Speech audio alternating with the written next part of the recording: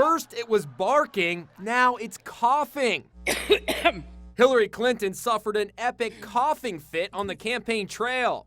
You can make a difference.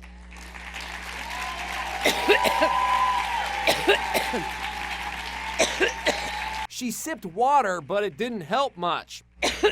Too much to say. Then she popped a lozenge, but that didn't work either. Wow. Hillary's coughing fit lasted a full 2 minutes. Even when it finally subsided, her voice still sounded strained. You're a great amen chorus. Thank you. It's happened before. Excuse me. You need some water, madam? This was the scene during a congressional hearing on Benghazi last year, and this during a speech in Iowa just a few weeks ago.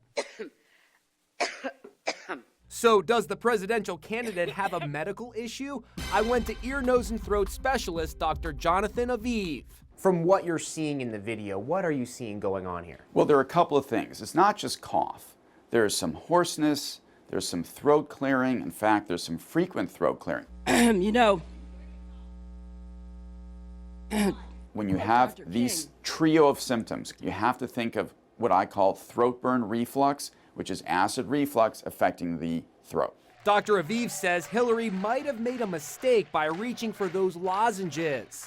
If you suffer from acid reflux and you're stuck in the middle of a cough attack, the doctor tells us a lozenge is not the best way to go. There's actually a breathing technique that he says will shut off the cough like a light switch. Close your lips and sniff. So, right?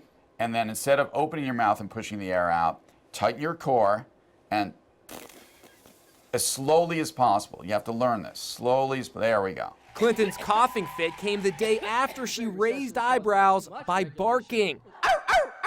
It might be catching. Jeb Bush had a similar moment when he slammed Donald Trump's debate technique. It's not a skill set I ever envisioned being necessary to aspire to the presidency of the United States, but I've gotten better at it.